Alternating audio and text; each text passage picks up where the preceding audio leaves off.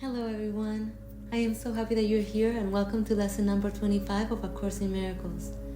I do not know what anything is for. Purpose is meaning. Today's idea explains why nothing you see means anything. You do not know what it is for, therefore it is meaningless to you. Everything is for your own best interests. That is what it is for. That is its purpose. That is what it means. It is in recognizing this that your goals become unified. It is in recognizing this that what you see is given meaning. You perceive the world and everything in it as meaningful in terms of ego goals. These goals have nothing to do with your own best interests because the ego is not you. This false identification makes you incapable of understanding what anything is for. As a result, you are bound to misuse it. When you believe this, you will try to withdraw the goals you have assigned to the world instead of attempting to reinforce them. Another way of describing the goals you now perceive is to say that they are all concerned with personal interests.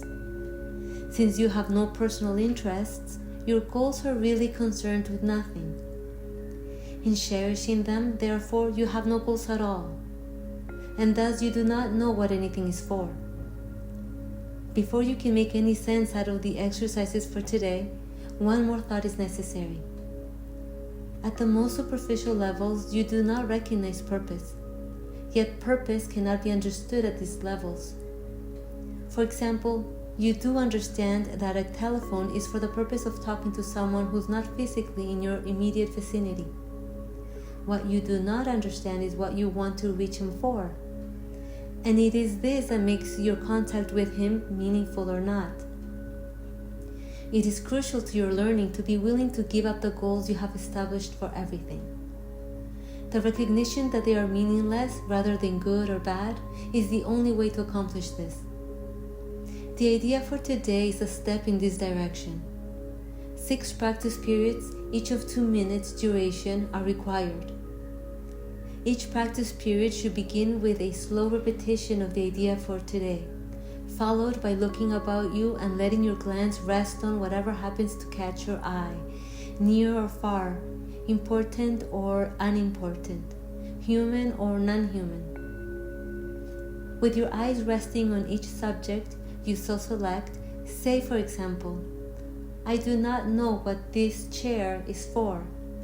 I do not know what this pencil is for. I do not know what this hand is for. Say this quite slowly, without shifting your eyes from the subject until you have completed the statement about it. Then move on to the next subject and apply today's idea as before. Okay, that is lesson number 25 of A Course in Miracles. I do not know what anything is for.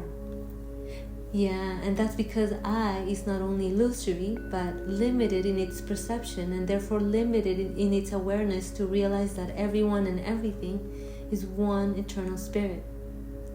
How then can the false know what anything is for other than its own limited perception of being a separate individual? And if its perception is limited, how can its purpose be meaningful if it doesn't even exist? In other words, how can the apparent individual whose perception is limited by time, culture, religion, education, gender, economic status, hierarchies, and a whole bunch of things that don't mean anything, know the purpose of anything but separation? And if its perception is limited, how can its many goals and purposes be meaningful? And so you may ask, how is the Holy Spirit's purpose meaningful then? Well, in truth, the Holy Spirit has no purpose because Spirit is not an individual. Only individuals think to have a purpose. Spirit simply is. But when Spirit is realized, its purpose is to share the peace and joy within. Being peace and joy itself, it perceives everyone and everything as peace and joy as well. Now its purpose becomes meaningful. Now the purpose for everything seen in creation is meant to be for the joy of this eternal moment. Now is purpose unified, being one with all unconditionally. I hope you enjoy practicing lesson number 25.